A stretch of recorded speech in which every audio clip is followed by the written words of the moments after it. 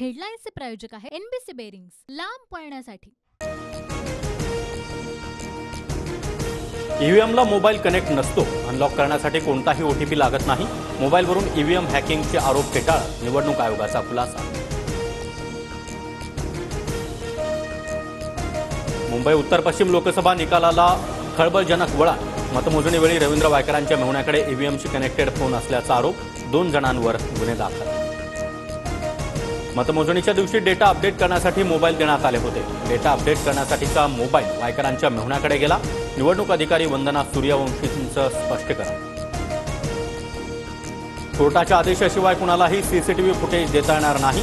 Police तपासासाठी देखील कोर्टाच्या परवानगीशिवाय सीसीटीव्ही देऊ शकत नाही। निवडणूक निर्णय अधिकारी वंदना सूर्यवंशी यांची माहिती। ठाकरे गटानं जिंकलेल्या जागांवरील ईव्हीएमवर संशय घेतला जात नाही। वायकरांना जनतेनं निवडून दिलाय। कितीही आदळआपट करा, धनुष्यबाणालाच जास्त मतं। मुख्यमंत्री शिंदेंची ठाकरे गटावर खोचक टीका। पराभव जिवारी लागल्यानं त्यांचा रडीचा डाव सुरू। रवींद्र वायकरांचा ठाकरे गटावर पलटवा, तर वायकर पोस्टल मतांवर विजय। निरुपमांनी देखील आरोप फेटाळला। वायकर प्रकरणामध्ये थेट राहुल गांधींचं ट्विट। ईव्हीएमच्या पारदर्शकतेवर टीका। एलन मस्क यांनी शंका वर्तवलेल्या ईव्हीएमचं ट्विट रिट्विट करत मुंबईतल्या निकालावर सवाल। एलन मस्क यांनी गाड्या बनवण्याचं काम करावं, फुकटचा सल्ला देऊ नये। खासदार प्रफुल्ल पटेल यांचा खोचक टोला।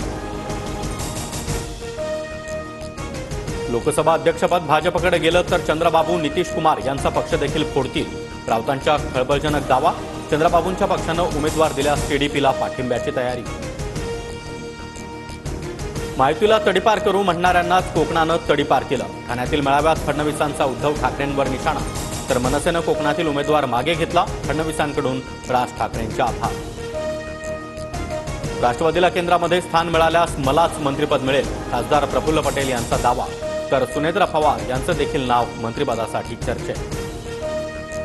यवतमाळच्या माजी खासदार भावना गवळींना मंत्रिमंडळात स्थान मिळण्याची शक्यता। शिंदेगड गवळींना विधान परिषदेवर घेऊन मंत्रिपद देणार, सूत्रांची माहिती।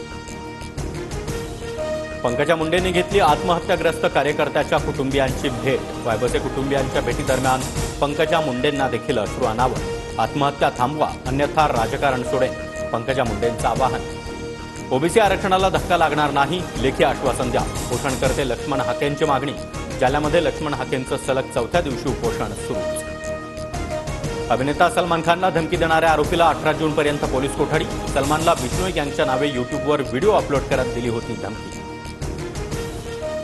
हेडलाईन्सचे प्रायोजक आहे एनबीसी बेरिंग्स, लांब पळण्यासाठी।